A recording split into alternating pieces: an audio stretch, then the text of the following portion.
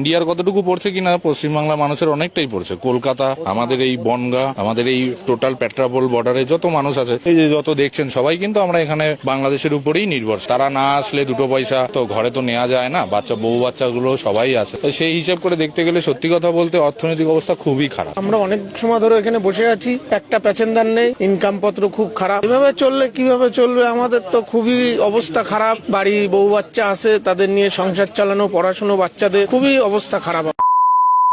বাংলাদেশিদের ছাড়া ধ্বংসের পথে কলকাতা, এখন হাত জোড় করছে ভারত। একসময় যারা বলতো বাংলাদেশিদের দরকার নেই, আজ তারাই বাঁচার জন্য বাংলাদেশিদের খুঁজছে। কলকাতার নিউ মার্কেট সহ সব জায়গায় শুনশান নীরবতা। দোকানদার বসে আছে কিন্তু ক্রেতা নেই, বিক্রি নেই, ব্যবসা নেই। পেট্রাপোল চেকপোস্ট বনগাঁ সাব ডিভিশনে মহকুমারের মধ্যে 20,000 লোকের রুটি রুজি ডেলি মার খাচ্ছে তারা। ভিসা বন্ধ করে বাংলাদেশকে শিক্ষা দিতে চেয়েছিল ভারত, কিন্তু এখন নিজেরাই বুঝতে পারছে এই শিক্ষায় তাদের জন্য কাল হয়ে দাঁড়িয়েছে। বাংলাদেশি ক্রেতারা যে কলকাতার অর্থনীতির সবচেয়ে বড় শক্তি ছিল, তা এখন হাড়ে হাড়ে টের পাচ্ছে ভারত। বাংলাদেশিদের অভাবে কলকাতার ব্যবসা এখন হাহাকার করছে। এক ব্যবসায়ী বলেন, সারাদিন দোকান খুলে বসে থাকি, অথচ ক্রেতার দেখা নেই। ব্যবসা চালানো দায় হয়ে গেছে, আর এভাবে চলতে থাকলে আমাদের না খেয়ে মরতে হবে।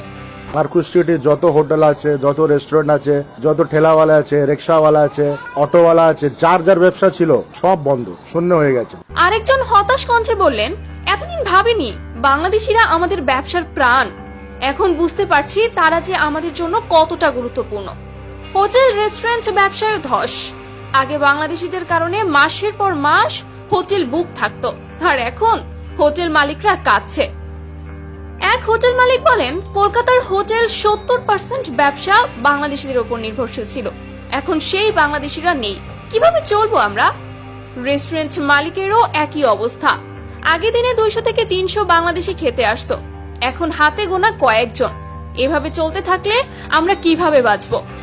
রমজান এলেই বাংলাদেশিরা কোটি কোটি টাকা খরচ করত কলকাতায়, অথচ এবার পুরো কলকাতা ফাঁকা।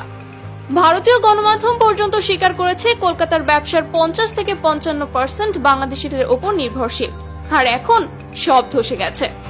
বাংলাদেশিদের ছাড়া কলকাতা অর্থনীতি অচল। ভারত কি এই সত্যটা স্বীকার করবে, নাকি নিজেরাই নিজেদের গলা চেপে ধরবে?